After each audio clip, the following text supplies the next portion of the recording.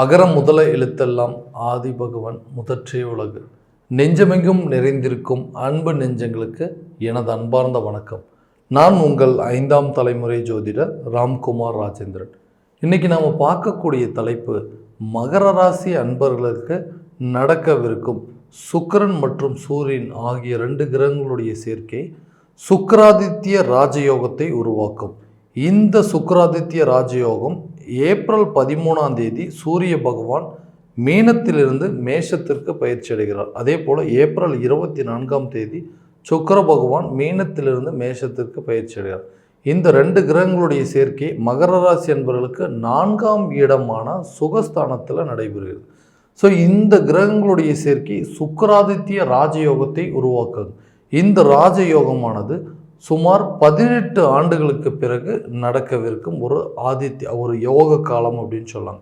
So இந்த 18 வருஷத்துக்கு அப்புறமா ஒரு கிரக அடைவுகள் அப்படிங்கிறது இந்த 2 கிரகங்களுடைய சேர்க்கை இந்த ராஜ யோகத்தை உருவாக்குறது மகர ராசி அன்பர்களுக்கு எந்த விதமான அற்புதங்கள் மற்றும் சிறப்புகளை கொடுக்க போகுது அப்படிங்கிறதையும் தெளிவாகவும் துல்லியமாகவும் இந்த காணொலியில் பார்க்கலாங்க.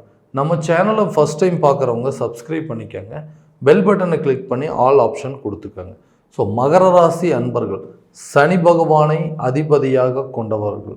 இளமையிலே எவ்வளோ கஷ்டங்கள் வந்தாலும் அதை தாங்கக்கூடிய சில வாய்ப்புகள், அதாவது எவ்வளோ கஷ்டம் வந்தாலும் அதை தாங்கக்கூடிய மனோதைரியத்தை கொண்டவர்கள் அப்படின்னு சொல்லுவாங்க. ஸோ இவங்க இழந்த இழப்புகள் அப்படிங்கிறது ரொம்ப ஏராளங்க. ஏன்னா வாழ்க்கையில் எந்தெந்த விஷயங்களை இழக்கக்கூடாதோ அந்த விஷயங்களை எல்லாத்தையுமே இழந்தாச்சுங்க.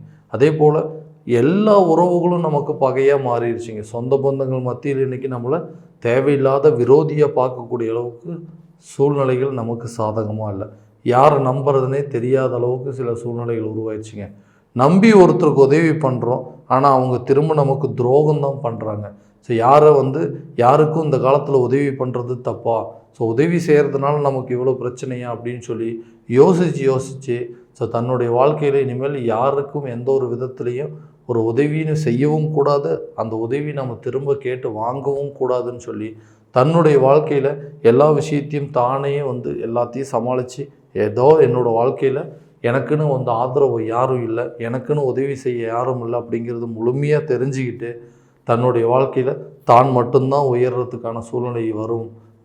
தன்னுடைய வாழ்க்கையை மாற்றணும் அப்படின்னா அது தன்னால் மட்டும்தான் முடியும்னு தெரிஞ்சு அந்த வாழ்க்கையை கரெக்டான விதத்தில் கொண்டு போகிறதுக்கான எல்லா முயற்சியும் எடுத்துக்கக்கூடிய நபர்கள். இவர்களுக்கு கடந்த சில வருடங்களாக பார்த்திங்கன்னா தொழில் ரீதியாக எடுத்த முயற்சிகள் எதுவுமே கரெக்டான விதத்தில் சக்ஸஸ் ஆகலைங்க. ஸோ நான் பண்ணக்கூடிய தொழிலில் எனக்குன்னு சில தனித்திறமைகள் அப்படிங்கிறது இருக்குங்க. அந்த திறமையை பயன்படுத்தணும் அப்படின்னா அந்த திறமைக்கு உண்டான சில நன்மதிப்போ இல்லை பண விஷயமோ இல்லை ஒரு தைரியமோ தன்னம்பிக்கையோ யார் மூலமோ எனக்கு கிடைக்கலைங்க. எல்லாருமே என்னை நெகட்டிவாக தான் சொல்கிறாங்க. ஸோ இந்த விஷயத்தை நீ பண்ணேன் அப்படின்னா நீ சக்ஸஸ் பண்ண முடியாது, உனக்கு இந்த நேரத்தில் நான் பணம் கொடுக்க முடியல, ஸோ இந்த பிஸ்னஸ் இது இப்போ தேவையில்லாத ஒரு காலகட்டம் அப்படின்னு சொல்லிட்டு எல்லா விதத்துலேயுமே உங்களுக்கு தடையாவது கொடுத்துட்ருக்காங்க. கரெக்டான நேரத்தில் பணமும் கிடைக்கல, கூட்டாளிகள் மூலமாகவும் சில யோசனைகள் அப்படிங்கிறது தெளிவான விதத்தில் கிடைக்கல. ஏன்னா பார்ட்னர்ஷிப் ஒன்று ஸ்டார்ட் பண்ணியிருக்கிறோம், 2 பேர் சேர்ந்து ஒரு பிஸ்னஸ் பண்ணலாம் அப்படின்னு சொல்லி எல்லாத்தையுமே ஸ்டார்ட் பண்ணியாச்சு. ஆனால் அவர் எந்த ஒரு இன்வால்மெண்ட்டே இதில் இல்லை, எல்லா கஷ்டத்தையும் எனக்கே திணிச்சிட்ருக்காரு அப்படின்னு சொல்லக்கூடிய நபர்கள். அதே போல் பார்த்திங்கன்னா இந்த பிஸ்னஸில் புதுசாக சில ஐடியாஸ்லாம் இருக்குது, அது இந்த மாதிரி டைமில் இதை செயல்படுத்தணும் அப்படின்னா நல்ல ஒரு கரெக்டான ஒரு சக்ஸஸ் அப்படிங்கிறது இருக்குது அப்படின்னு சொல்லி யோசிச்சுட்டு இருக்கக்கூடிய நபர்கள். அதே போல் எனக்கு இந்த யாரோட உதவி அப்படிங்கிறது கரெக்டான நேரத்தில் கிடைக்க மாட்டேங்குது, பேங்க் லோனு நிறைய அப்ளை பண்ணிட்டேங்க, அதுவும் கரெக்டான நேரத்தில் கிடைக்கல, இந்த பிஸ்னஸ் நடத்துறதுக்கான சூழ்நிலைகள் எல்லாமே ஆரம்பிச்சிட்டோம் ஆனால் அதை கரெக்டாக முடிக்க முடியாத சூழ்நிலையில் இருக்கக்கூடிய நபர்களுக்கு இந்த தருணம் நீங்கள் எதிர்பார்த்த சில தன வரவுகள், அதாவது பணம் யாருக்கிட்டேயும் எதிர்பார்த்துட்ருக்கீங்க, ஒரு பேங்க்லேருந்து நீங்கள் எதிர்பார்த்துட்டு இருந்தீங்க அப்படின்னா கண்டிப்பாக இந்த நேரத்தில் உங்களுக்கு, ஏன்னா இந்த சுகஸ்தானம் அப்படின்னு சொல்லக்கூடிய 4ஆம் இடத்துல தான் இந்த 2 கிரகங்களுடைய சேர்க்கை, அதாவது சுக்கிராதித்ய ராஜயோகம் அப்படின்னு சொல்லுவாங்க. நீங்கள் பணத்துக்காக வெயிட் பண்ணிகிட்ருக்கீங்க அப்படின்னு இருந்தீங்கன்னா கண்டிப்பாக அந்த பணம் அப்படிங்கிற தேவை கரெக்டான நேரத்தில் பூர்த்தி ஆகுங்க. பேங்க் மூலமாக லோன் அப்ளை பண்ணதும் கரெக்டான நேரத்தில் உங்களுக்கு கிடைச்சி அந்த பிஸ்னஸை கரெக்டான விதத்தில் நடத்தி உங்களை யாரெல்லாம் வந்து இதுக்கு வந்து சப்போர்ட் இல்லை, உங்களை யாரெல்லாம் வந்து ஏளனமாக பேசுனாங்களோ அவங்க மத்தியில் இந்த தொழிலை நல்ல லெவலில் கொண்டு போகிறதுக்கான வாய்ப்புகள், அந்த பிஸ்னஸில் நீங்கள் வந்து டாப்பர் ஆகிறதுக்கான சில சூழ்நிலைகள் அப்படிங்கிறது உருவாகுங்க. அதே போல் இந்த வேலையில் இருக்கிறவங்க கூடயும் அதே மாதிரி சூழ்நிலை தான். இந்த வேலையில் என்னால் இருக்கவே முடியலைங்க, எவ்வளோ தான் கஷ்டப்பட்டு உழைச்சாலும் அதுக்கு உண்டானபடி பலன்கள் அப்படிங்கிறதே இல்லாமல் இருக்குது. நானும் என்னோடய ஃபுல் எஃபர்ட் போட்டுட்டு தான் இருக்கேங்க, எல்லாருக்கிட்டேயும் நல்லபடியாக தான் பேசுகிறேன், என்னோடய நேரமோ என்னமோ தெரியல, நானும் பார்த்து ஒரு சேல்ஸ் டீமில் போய் ஜாயின் பண்ண ஒரு சேல்ஸ் அப்படிங்கிறது ஒன்று பண்ணாலும் அதுவும் என்னால் கரெக்டாக பண்ண முடியல, இல்லை ஒரு பொருளுக்கு மார்க்கெட்டிங் பண்ணாலும் அதுவும் வந்து சக்ஸஸ் ஆக மாட்டேங்குது. எல்லாருமே சொல்கிறாங்க நல்லா பேசுகிறீங்க, நல்ல திறமையாக பேசுகிறீங்க, உங்கள் பேச்சு திறமைக்கு நீங்கள் எங்கேயோ இருக்க வேண்டிய ஆள் அப்படின்னு சொல்கிறாங்களே தவிர அதற்குண்டான ரெகக்னைசேஷன் அப்படிங்கிறது எனக்கு எப்போவுமே கிடைக்கவே மாட்டேங்குதுங்க. எனக்கு கிடைக்க வேண்டிய விஷயங்கள் அப்படிங்கிறது ஒரு சம்பள உயர்வோ இல்லை பதவி உயர்வோ இல்லை நான் செஞ்சிட்ருக்கிற வேலையிலே எனக்கு ஒரு நல்ல மரியாதையான சூழ்நிலை அப்படிங்கிறது எனக்கு கிடைக்கவே மாட்டேங்குதுங்க. தேவையில்லாத விஷயத்தை போட்டு ப்ரெஷர் பண்ணுறாங்க, அதே மாதிரி பிடிக்காத சில வேலைகளை செய்ய சொல்கிறாங்க, தேவையில்லாத சில டீம்ல எல்லாம் ஜாயின் பண்ணி விட்டு இந்த வேலையெல்லாம் நீங்கள் செஞ்சு தான் ஆகணும், இவங்க கூடையெல்லாம் நீங்கள் சேர்ந்து தான் வந்து இந்த ஒர்க்கை நீங்கள் கம்ப்ளீட் பண்ணணும் அப்படின்னு சொல்லி வந்து என்னை வந்து ப்ரெஷர் பண்ணுறாங்க. எனக்கு இந்த மாதிரி சூழ்நிலைகள் எனக்கு பிடிக்கவே இல்லைங்க. பேசாமல் இந்த வேலையை விட்டுட்டு போய் சொந்தமாக ஏதாவது தொழில் பண்ணலாமா, அந்த தொழிலையாவது அப்படியாவது நம்ம தொழிலில் நம்மளே ராஜாவாக இருந்துட்டு போகலாம் அப்படின்னு நினைக்கக்கூடிய அளவுக்கு சில சூழ்நிலைகள் உங்களுக்கு எதிர்மறையாக நடந்துட்டு இருந்தது. இனி இந்த வரக்கூடிய சுக்கிராதித்ய ராஜயோகம் கண்டிப்பாக உங்களுக்கு ஒரு நல்ல மதிப்பு மரியாதை அப்படிங்கிறது உயர்த்துங்க. சமுதாயத்துலேயோ நீங்கள் வேலை செய்கிற இடத்துலையோ மற்றவங்க மத்தியில் உங்களுக்கு ஒரு நல்ல அந்தஸ்து அப்படிங்கிறது உருவாகுங்க. சம்பள உயர்வுடன் கூடிய பதவி உயர்வு அப்படிங்கிறது கிடைக்குங்க. உங்களை யாரெல்லாம் இது வரைக்கும் வந்து உங்களை எப்படியாவது வந்து இந்த வேலையை விட்டு துரத்தணும் அப்படின்னு சொல்லி நினச்சிட்டு இருக்கிறவங்க அவங்க முன்னாடி நீங்கள் ஒரு நல்ல ஒரு பொசிஷனுக்கு வரதுக்கான வாய்ப்புகள் அப்படிங்கிறது கண்டிப்பாக இருக்குங்க. பண தேவைகள் அப்படிங்கிறது பூர்த்தியாகும், சம்பள உயர்வு அப்படிங்கிறதும் அதே போல் நீங்கள் அச்சீவ் பண்ணத்துக்கு உங்களுக்கு கிடைக்க வேண்டிய சில விஷயங்கள் அப்படிங்கிறது கண்டிப்பாக கிடைக்கும். இதனால் கணவன் மனைவிக்கிடையே இருந்த அந்த கருத்து வேறுபாடுகள், இந்த திருமணம் சார்ந்த சில விஷயங்கள் அப்படின்னு சொல்லுவாங்க, திருமணம் அப்படிங்கிறது வந்து பார்க்குறாங்க, பார்த்துட்டு போகிறாங்க, ஓகேங்க நாங்கள் வீட்டுக்கு போயிட்டு ஒரு தகவல் சொல்கிறோங்க அப்படின்னு சொல்கிறாங்க. அதே போல் நம்மளும் போய் பார்த்துட்டு வரோங்க, பார்த்துட்டு வந்துட்டு நீங்கள் வீட்டுக்கு போங்க நாங்கள் மறுபடியும் கூப்பிட்டு உங்களுக்கு பதில் சொல்கிறோம் அப்படின்னு சொல்கிறாங்க. ஆனால் எந்த ஒரு பதிலுமே கடைசி வரைக்கும் வரமாட்டேங்குதுங்க. கடைசியாக நம்மளே கூப்பிட்டு கேட்டாலும் இல்லைங்க இன்னும் கொஞ்சம் நாள் போகட்டும், இன்னும் கொஞ்சம் நாள் ஆகட்டும், இன்னொரு 1 இயர் போகட்டும்னு சொல்கிறாங்க அப்படின்னு சொல்லி இந்த தட்டி கழிச்சு போயிட்டே இருக்குங்க. குடும்பத்தில் இருக்கிற சில ரெஸ்பான்சிபிலிட்டிஸ் எல்லாம் எடுத்து நடத்திட்டு இருந்தேன் நான் இத்தனை வருஷமாக. திருமணத்துக்கு அதாவது கூட பிறந்த சகோதரிகளுடைய திருமணம், சகோதரனுடைய திருமணம் அப்படின்னு சொல்லி நிறைய ரெஸ்பான்சிபிலிட்டி எனக்கு இருந்தது. அதெல்லாத்தையும் பார்த்து முடிச்சுட்டு எனக்குன்னு ஒரு வாழ்க்கையை தேடி போகும்போது அந்த இடத்துல எனக்கு இந்த வயசாயிருச்சு, ஓகே இவர் வந்து ரொம்ப லேட் ஆயிடுச்சு, இதனால் எதிர்காலத்தில் ஏதாவது பிரச்சனை வருமா, திருமணம் நடக்கலைன்னா அதுக்கு ஏதாவது காரணம் இருக்குமான்னு சொல்லிட்டு நிறைய பேர் என்னை வந்து தேவையில்லாத விஷயங்களை சொல்லி இதுவே எனக்கு ஒரு திருமணத்திற்கு பெரிய தடையாக வந்துருச்சுங்க. ஸோ இந்த நிலை அப்படிங்கிறது எனக்கு மாறவே மாறாது. ஏன்னா மற்றவங்களுக்கு எல்லாத்துக்கும் நல்லது பண்ணணும்னு தான் நான் நினைக்கிறேன். ஏன் எனக்கு ஒரு நல்லது நடக்க மாட்டேங்குது அப்படின்னு யோசிச்சுட்டு இருக்கக்கூடிய நபர்களுக்கு இந்த சுக்கிராதித்ய ராஜயோக காலம் கண்டிப்பாக ஒரு சுகஸ்தானத்தில் நடைபெறும் போது நீண்ட நாட்களாக இருந்த அந்த தடைகள் அப்படிங்கிறது அகலுங்க. கூடிய விரைவில் உங்களுக்கு சுகமான ஒரு திருமண வாழ்க்கை, திருமண பந்தத்துக்குள்ளே அடியெடுத்து வைக்கக்கூடிய ஒரு காலமாக இந்த ராஜயோக காலம் இருக்க போதுங்க. அதே போல் இந்த புத்திர பாக்கியம் இல்லாத தம்பதியினருக்கு புத்திர பாக்கியம் உருவாகிறதுக்கான சூழ்நிலைகள், வீட்டில் ஏதாவது ஒரு குறை சொல்லிகிட்டே இருக்காங்க, நாத்தினார் என்னப்பா 2 வருஷம் ஆயிடுச்சு 3 வருஷம் ஆயிடுச்சு இன்னுமா ஒரு விசேஷம் இல்லை அப்படின்னு சொல்லி போகிற இடத்துல எல்லாம் கேட்க ஆரம்பிச்சிட்டாங்க. ஏதோ ஒரு விசேஷத்துக்கு போகும்போது கண்ணு முன்னாடியே நம்மளை வந்து அவங்க ஒதுக்குறது எங்களுக்கு தெரியுதுங்க. ஒரு நல்ல விசேஷத்துக்கு போனால் இவங்களை கூப்பிட வேண்டாம், இவங்கள வந்து ஏன் வந்து கூப்பிட்றீங்க, இல்லை இந்த விசேஷத்தில் நீங்கள் வந்து இந்த மாதிரி சில முறைகள்லாம் செய்யக்கூடாதுன்னு சொல்லி நம்மளை வந்து நேர்படவே சில இடத்துல ஒதுக்குற மாதிரி சூழ்நிலைகள் உருவாயிட்ருக்கு. இது எனக்கு மன உளைச்சலை ஏற்படுத்திட்டு இருக்குங்க.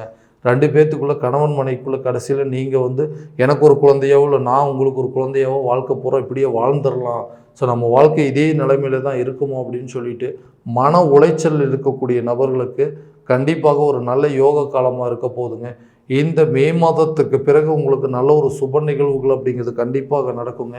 ஸோ இந்த நேரத்தில், இந்த ராஜயோக காலத்தில், இந்த சுக்கிராதித்ய ராஜயோக காலத்தில் மருத்துவம் சார்ந்த நீங்கள் எடுக்கக்கூடிய முயற்சிகளும் கண்டிப்பாக சக்ஸஸ் ஆகுங்க. இந்த வரக்கூடிய வருட காலகட்டங்கள்லேயே உங்களுக்கு ஒரு நல்ல சுப நிகழ்வுகள் கண்டிப்பாக நடக்க போகுதுங்க.